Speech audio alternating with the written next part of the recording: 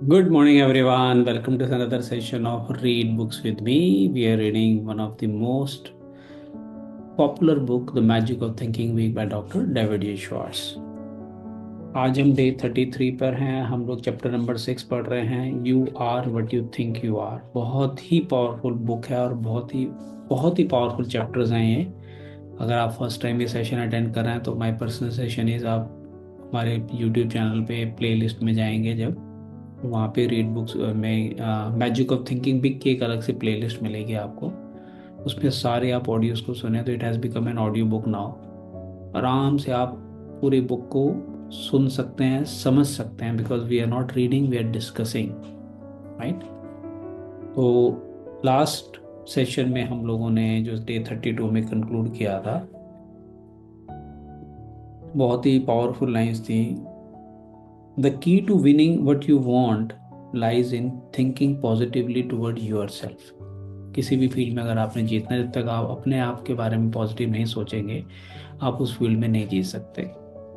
The only real basis other people have for judging your abilities is your actions, and your actions are controlled by your thoughts.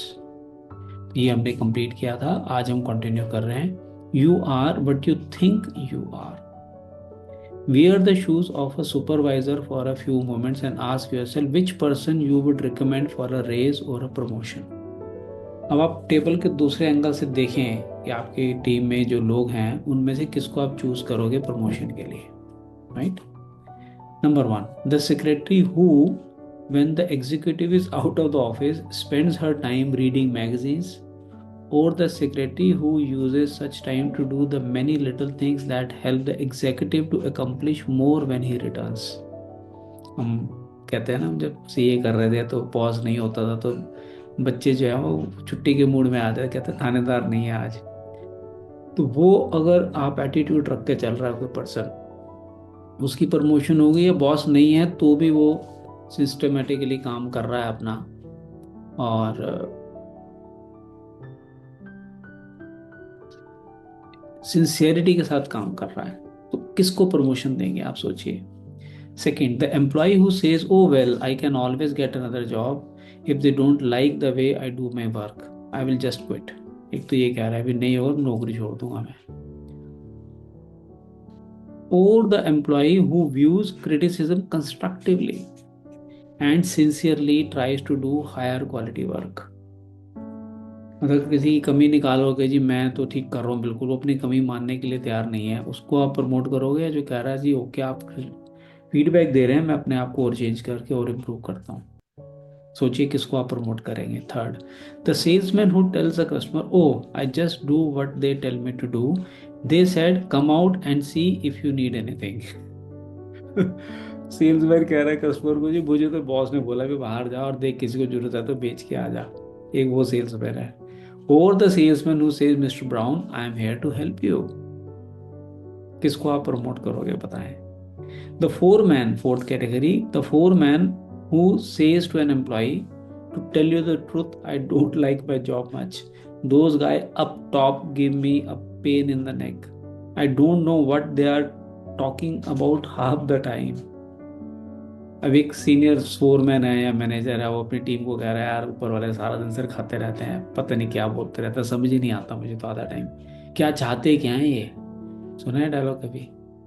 अब वो supervisor या foreman अपनी team से ऐसी बातें कर रहा, तो इसको प्रमोशन मिलेगी या दूसरे तरीके का पर्सन, और द सुपरवाइजर उसे you have got to expect some unpleasantness on any job, but let me sure you the men in the front office are on the ball, they will do right by us। अब वो अपने seniors की तारीफ कर रहा है अपनी juniors के सामने कि भी ठीक है कुछ अनप्लेजेंटनेस तो होगी, नौकरी है तो नखरे नहीं कर सकते, लेकिन ऊपर जो टीम बैठी है ना वो हमेशा हमारी साइड है, ध्यान रख के चलना। तो अब आप सोचिए किसको, चार कैटेगरी एग्जांपल्स बताए उन्होंने। तो isn't it obvious why many people stay at one level all their lives. सोचिए आप। मुझे आपसे बात करते करते लाइन पूरी करते एक प्रैक्टिकल एग्जांपल बताता हूँ। Their thinking alone keeps them there. मेरा एक फ्रेंड है, he is now senior VP in a very big company. तो उनकी टीम में जूनियर लेवल पे उसके एक पर्सन था, वो was working in that organisation from long years. अब उसकी प्रमोशन नहीं हो रही थी। अब बाई चांस मेरी भी उस पर्सन से दोस्ती थी जो उसका जूनियर टीम में था, तो मैं उससे बात कर रहा था, तो कह रहा जी मुझे प्रमोशन नहीं मिली, मैं छोड़ दूंगा, ये करूंगा। तो मैंने उससे पूछा भी इतने साल हो गए उसको प्रमोशन क्यों नहीं मिली। कह रहा यार ये परफॉर्म ही नहीं करता, ये अपनी नौकरी बचाने लायक काम करता है सिर्फ बस, तो इसको मैं कैसे प्रमोट करने के लिए आगे रिकमेंड करूं। तो ये अगर ये काम इम्प्रूव नहीं कर रहा, रादर हो सकता है कंपनी इसको सैक कर दे, निकाल दे बाहर, अगर इसने अपने आप को चेंज नहीं किया तो कोई भी इंसान अगर कह रहा मुझे प्रमोशन नहीं मिली या मैं ग्रो नहीं कर रहा, तो who is responsible for that? They themselves, because of their own thinking pattern, their own attitude. Isn't it obvious why many people stay at one level or their lives? दोबारा पढ़ रहा हूँ मैं line, their thinking alone keeps them there. सोच ही है जो उनको उसी लेवल पर रखी हुई है जिसके कारण वो ग्रो नहीं कर रहे। An advertising executive once told me about his agency's informal training to break in new inexperienced men. Right, informal training programme उनका कुछ चल रहा था। अब देखिए क्या वो प्रोग्राम है। As company policy he said we feel the best initial training is to start the young fellow who incidentally is usually a college graduate as a mail boy.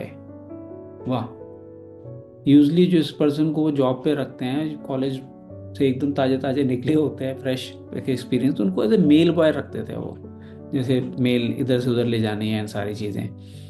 We don't do this, of course, because we feel a fellow needs 4 years of college to take mail from one office to another. Our purpose is to give the new fellow maximum exposure to the many varied things which must be done in agency work. After he knows his way around, we give him an assignment. अब वो कह रहे हैं भी हम उसको एक office से दूसरे ऑफिस मेल ले जाने के लिए नहीं भेजते, हम इसलिए भेजते हैं कि सारे प्रोसीजर को समझे, कौन कौन से ऑफिस हैं, क्या क्या डिपार्टमेंट्स हैं, कौन कहाँ बैठता है, एक एक कहते हैं ना रूबरू हो जाए चीज़ों के साथ, वो वेल एक्वेंटेड हो जाए। Now occasionally even after we have carefully explained why we are starting him out in the mail room, बताते हैं सबको इंडक्शन के टाइम पे, A young fellow feels that carrying the mail is belittling and unimportant. फिर भी कुछ लोग हैं जो कहते हैं छोटा काम दे दिया जाए हमें कॉलेज से निकाल के, बताओ तो मेल बॉय बनने के लिए हमने कॉलेज डिग्री ली है। When this is the case, we know we have picked the wrong man. If he doesn't have the vision to see that being a mail boy is a necessary practical step to important assignments, then he has no future in the agency business. यार वहीं पे हमारी screening हो जाती है, जिसका attitude उस काम के लिए स्टिंकिंग है, वो कमियां निकाल रहा है, तो उस बंदे को हम रखते ही नहीं आगे के लिए, पर हम उसको अच्छा काम देंगे ही नहीं कभी। Remember, executives answer the question, what would he do on that specific level? By first answering the question, what kind of job is he doing where he is now? वो जहां है, जिस काम में है, उस काम को कितना इफेक्टिवली कर रहा है, वो कितना मन लगा के कर रहा है। चाहे मेल बॉय का काम है लेकिन उसमें भी शिद्दत से काम कर रहा है क्या वो, उससे उसका एटीट्यूड पता लगता है, जिसके कारण उसको बड़े असाइनमेंट्स दिए जाते हैं बाद में। Here is some logic, sound straight and easy. Read it at least 5 times before you go on. बताओ तो यार 5 बार पढ़ना है इसको, और मैं पहले एक बार तो पढ़ ही लेता हूँ, फिर दूसरी बार भी पढ़ूंगा आपके लिए। A person who thinks his job is important receives mental signals on how to do his job better. And a better job means more promotions, more money, more prestige, more happiness. पढ़ो एक बार दोबारा, बढ़ता है ना। A person who thinks his job is important receives mental signals, हम कहते हैं ना सबकॉन्शियस माइंड आपको आइडियाज देने लग जाता है, on how to do his job better, कि कैसे उसको और बेटर कर सकता हूँ मैं। And a better job means, और अगर वो बेटर जॉब कर रहा है इससे क्या मतलब है, मोर प्रमोशंस, मोर मनी, मोर प्रेस्टीज, मोर हैप्पीनेस। तो सब चीजें कैसे मिलेंगी, जो आज जो हाथ में काम है उसको आप शिद्दत से करें।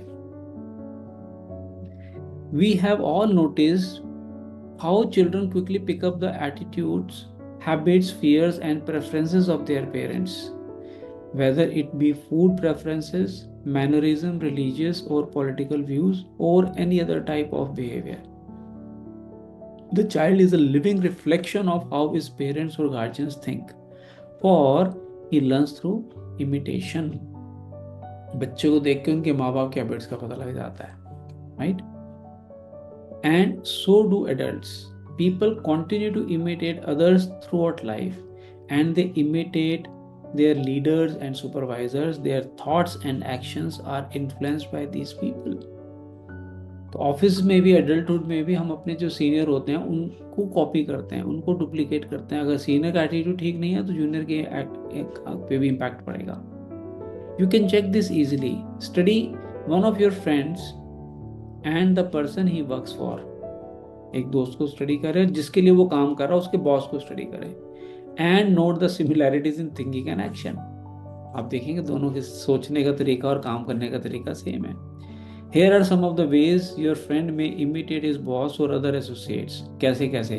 Slang and word choice, the way he smokes cigarette, some facial expressions and mannerism, choice of clothing and automobile preferences. There are many more of course. इतने लेवल पे जाके एक सिमिलैरिटीज हो जाती हैं दो लोगों की, क्योंकि we imitate people. हम दूसरों को देख के उनको imitate करते हैं. Another way to note the power of imitation is to observe the attitude of employees and compare them with the chief.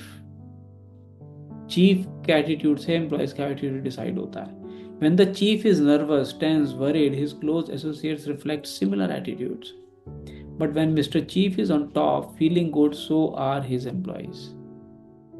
तो कहते हैं लाइफ इज लीडरशिप ड्रिवन. तो लीडर अगर स्ट्रांग है तो टीम भी स्ट्रांग बननी शुरू हो जाती है, बिकॉज टीम लीडर का एटीट्यूड रिफ्लेक्ट करती है.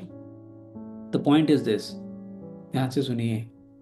The way we think toward our job determines how our subordinate think toward their job. वाह, मैं अपनी नौकरी के बारे में क्या सोच रहा हूँ, वही सोच मेरे जूनियर अपनी नौकरी के बारे में सोच रहे हैं.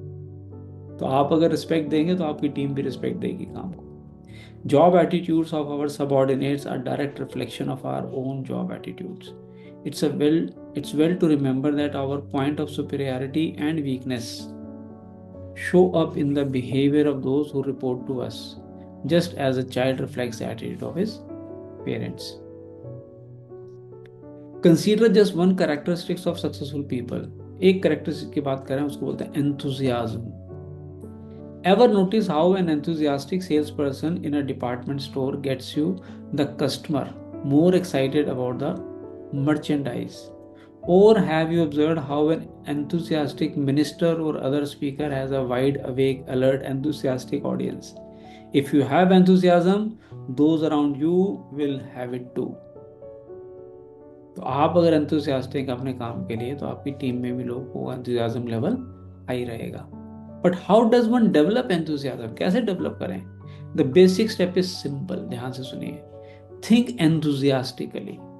Build in yourself an optimistic, progressive glow, a feeling that this is great. I am 100% for it. आप सिर्फ सोचना शुरू करो, आपका enthusiasm अपने आप बढ़ना शुरू हो जाएगा. मैं हमेशा कहता हूँ अपने एसोसिएट्स को जो हमारी कम्युनिटीज में है कि जो भी काम हाथ में उसको भगवान का प्रसाद समझ के करिए. गॉड गिवन अपॉर्चुनिटी है, मन लगा के करो. आपको लग रहा है इसमें क्या मिलने पैसे, मनी कम सेकेंडरी. हर काम को इक्वल इंपॉर्टेंस दो, चाहे वो आपको 1000 रुपए दे रहा है, लाख रुपए दे रहा है. आप देखिए आपकी परफॉर्मेंस कैसे बेटर होगी. You are what you think. Think enthusiasm and you will be enthusiastic. To get high quality work, be enthusiastic about the job you want done. Others will catch the enthusiasm you generate and you will get first class performance. आप enthusiasm develop तो करो, पहले सोच में शुरू करो तो बाहर भी नजर आएगा. But if in negative fashion you cheat that company on expense, money, supplies, time and in other little ways, then what can you expect your subordinates to do? कुछ लोग करते हैं ना, मतलब गलत टैक्सी का बिल बना दिया, ऑफिस के टाइम में पर्सनल काम कर रहे हैं, ऑफिस की स्टेशन उठा के घर ले जा रहे हैं, टाइम वेस्ट कर रहे हैं, गप्पे मार रहे हैं, दिन काट रहे हैं. ठीक है भाई, टारगेट अचीव हो गया, छोड़ दो, बाकी अगले महीने करेंगे. These are called small thinking. तो आपकी टीम भी वैसे ही रिफ्लेक्ट करेगी। Habitually arrive late and leave early, ये भी कई लोग अगर देर से आएंगे जल्दी चले जाएंगे। And what do you think the troops will do, team क्या करेगी आपकी? And there is a major incentive for us to think right about our jobs so that our subordinates will think right about their jobs. Our superiors evaluate us by measuring the quality and quantity of output we get from those reporting to us. आप कैसे काम करवा रहे हो लोगों से और कितना काम करवा रहे हो, इसके बेसिस पे आपकी प्रमोशन होने वाली है। तो आप चाह रहे हो आपकी टीम अच्छा काम करे, तो आपको अपना एटीट्यूड चेंज करना पड़ेगा काम के प्रति। Look at this way. Whom would you elevate to division sales manager? The branch sales manager whose salesmen are doing superior work, or the branch sales manager whose salesmen deliver only average performance? सोचिए आप किसको promote करोगे। और whom would you recommend for promotion to production manager? The supervisor whose department meets its quota, or the supervisor whose department lag behind? किसकी team अच्छी perform कर रही है, किसी की टीम अच्छी परफॉर्म नहीं कर रही है, तो किसको, ऑब्वियस है जिसकी टीम अच्छी परफॉर्म कर रही है उसी को प्रमोशन मिलेगी। Here are two suggestions for getting others to do more for you, ध्यान से सुनिए। Always show positive attitude towards your job so that your subordinates will pick up the right thinking. काम के लिए अपना एटीट्यूड सही रख के उनके सामने हमेशा अपने काम को रिस्पेक्ट दो। Second point, as you approach your job each day, ask yourself, am I worthy in every respect of being imitated? अगर मेरी टीम मुझे डुप्लीकेट कर रही है, मुझे इमिटेट कर रही है, तो क्या जो मैं कर रहा हूं वो वर्थ है, डुप्लीकेट करने लायक है? Are all my habits such that I would be glad to see them in my subordinates? क्या जो मेरी हैबिट्स है मैं अपनी सबऑर्डिनेट में देखना चाहूंगा? अगर हाँ, then you are on right track. अगर ना, then you need to change yourself. आज यही कंप्लीट करते हैं। नेक्स्ट सेशन में हम करेंगे गिव योरसेल्फ अ pep talk several times daily. ये बहुत अच्छा टॉपिक है ये भी हमारा। तो नेक्स्ट टाइम हम लोग करेंगे डे 34, डे 33 हमारा कंप्लीट हो गया। तो बहुत ही इंटरेस्टिंग एंड हेल्पफुल बुक है। इसको आप मतलब डे टू डे लाइफ में अप्लाई करने वाला कंटेंट लिखा हुआ है, तभी इतनी पॉपुलर किताब है, 60-70 साल बाद भी है। आज भी इसकी जो लिखी हुई किताबों के जो इसके कंटेंट है वो एप्लीकेबल है लाइफ के अंदर। So with this, we complete today's session. Thank you everyone for joining and looking forward to see you tomorrow in the next session of Read Books with Me. Thank you.